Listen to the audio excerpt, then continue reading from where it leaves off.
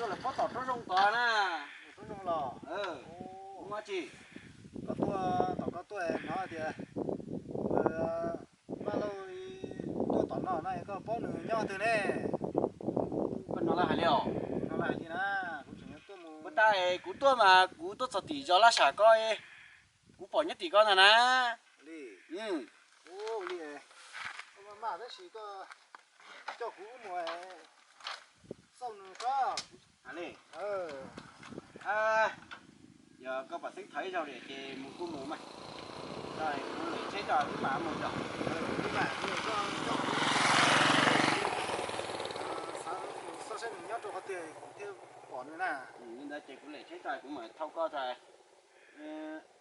Thì nó ư mù, ta chỉ ư chị ư mỏ chết con à. Uli cú mà. Mỏ chết rồi. Uli có chị mấy lúc cho chị ư mù để chuối lúc thế nào chị mỏ chết rồi, lấy chết lò thế mà mù. Uli mà.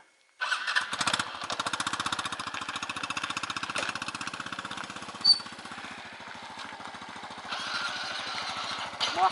Vâng, nếu người ta cũng chắc không gì à. Đúng đấy rồi. Biết.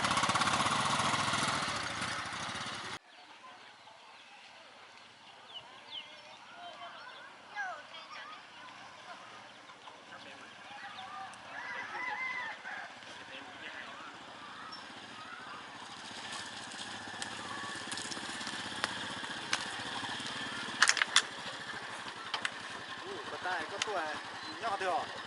Bà ta cũng tốt dần nó mà cũng tốt giờ cũng tốt dần nó cũng trẻ nó mà cũng bỏ nhỏ nó mà tôi có phải con này.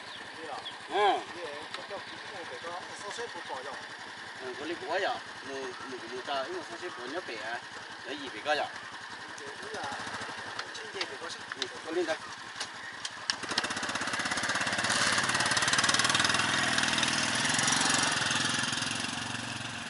Bà ta cũng tốt mà lo bể non ta ná. Vậy nhân đấy đi. Nhân đấy đi. Thì chết. Nhân đấy làm gì? Thế là. Xe. Lúc này này cứ chỉ là có tí cái này cứ cậu cho có tuần chế cho này cứ nó tuần chế có tí sản nó có thả với là đầu tiên nửa sản thọ có phá coi nó số ra là nè. Đi trong xe cho nên cho cứ nhận trâu tên mà nó con xe này nên cho Xe này tôi xin chứ.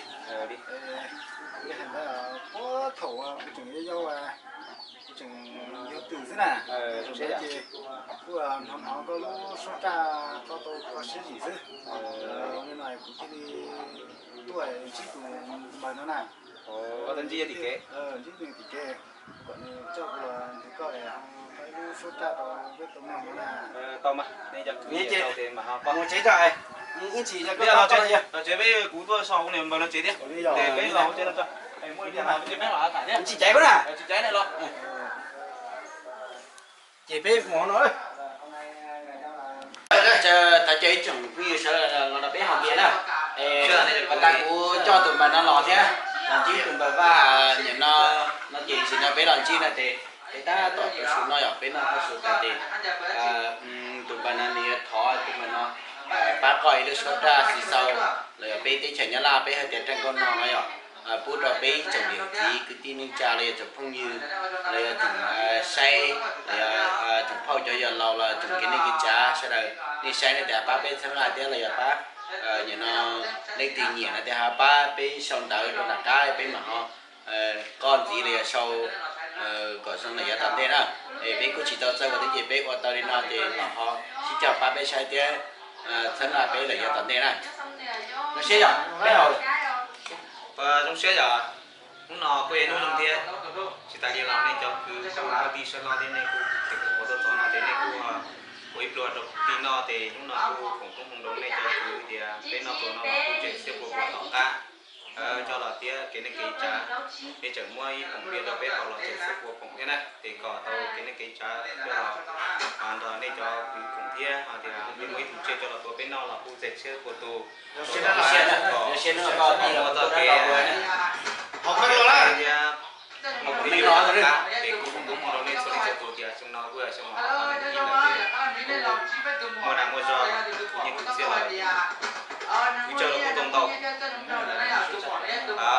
không có là con tàu đấy mua nào mua giò là cái sản chiếm một số sản cũng đi tàu đấy này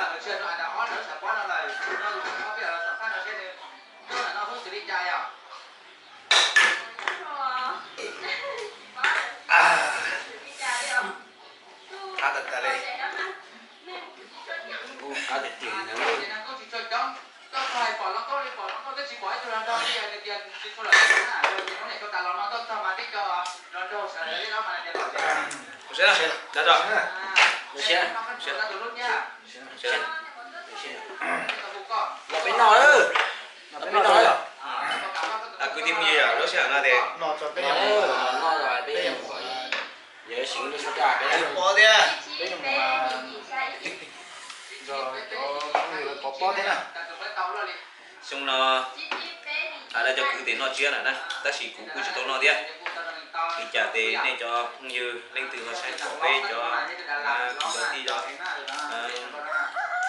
thì cứ bật tê sở này họ tổ chức chia họ hai bên chỉ đua là chỉ hai bên gì muốn bị là gì họ luôn luôn ra nó để cứ sau sẽ để họ chụp chụp bên đi bên vào tôi trả là sao như thế này vì họ tiêu chí cho nên họ theo bên đi bên vào bên chỉ nó chụp gì bán hoang tốt ha để với tụi mình có là nó ham bán nhé cái này là tất cả là cái đó chỉ là thế là in điện thế sẽ giàu đi Mình sẽ theo sẽ giờ. tại đó chỉ là Thì tụi chúng chế phải từ thế này. Cái cơ hội này nhìn nó cái mã chính trị rồi đó. Nếu mà họ luyện thế thì tụi họ luyện tao lò đấy. Sẽ giờ sẽ này cái tròn sẽ là cái gì à? Hi everyone, my name is Kelly. Today I'm coming here for Join Home Festival. So I'm very happy to see you guys. Thank you so much. May you have a blessed and happy New Year. nó là bao giờ đi làm sao sẽ tôi chỉ có bài thế có tôi May you have a blessed, happy New Year. nó có tàu số trà có sự gì thế này có ba May you have a blessed, có số trà happy tàu New Year. cái sự là tôm lòng sẽ giàu bây giờ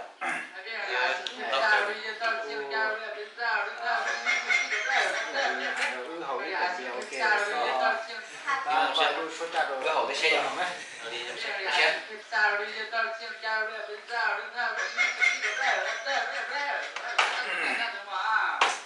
xe mà làm sao ba ba lúc bao giờ à đi làm sao Giờ thì cứ phải chụp con của thì con xuất đạo về kín nào đó giờ có tôi chỉ có cái con trà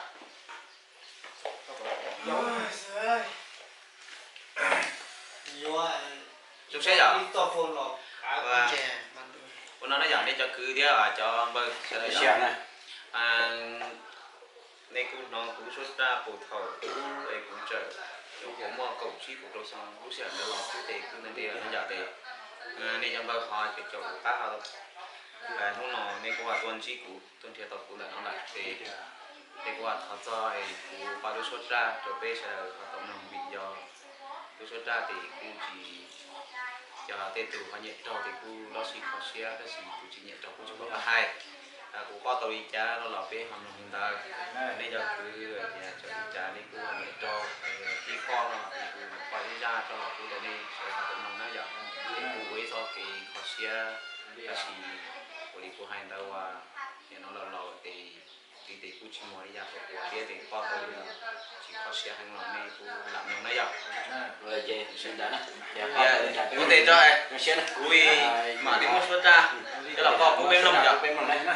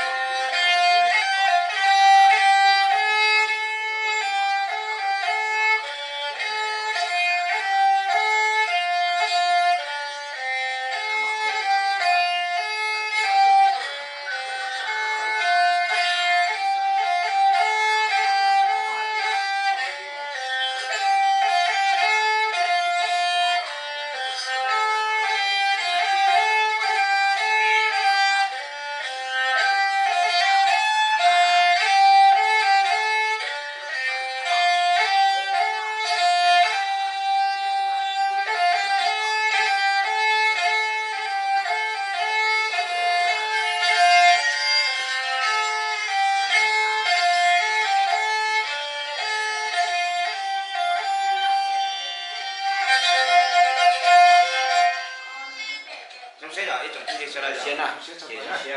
Bây giờ chỉ có thế thì bắt đầu mình chỉ là này là lòng niên đó nó giống như này. Thì họ sẽ làm xe đó. Xe tao xin đi đó.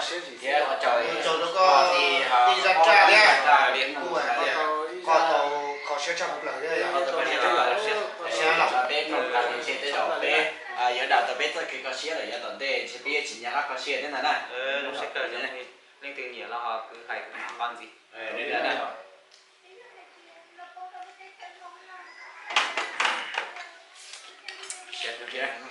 Xe này vâng. Xe này.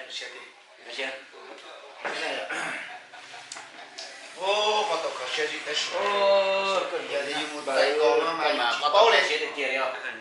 Bây giờ chỉ ra con là thì bé chui lần to thì cái nó đấy là nó chỉ có cháu con thì ra ra sẽ chấp rồi. Nên thế là thế thì có đi có hai cái đó. Bây giờ thì có xe chỉ là có xe Vì lò lò kia đi tới cũng chỉ trông một đi ra rồi để kho tàu đi chả là phải làm mình đặt người ta đó xe. nó bên nào thế?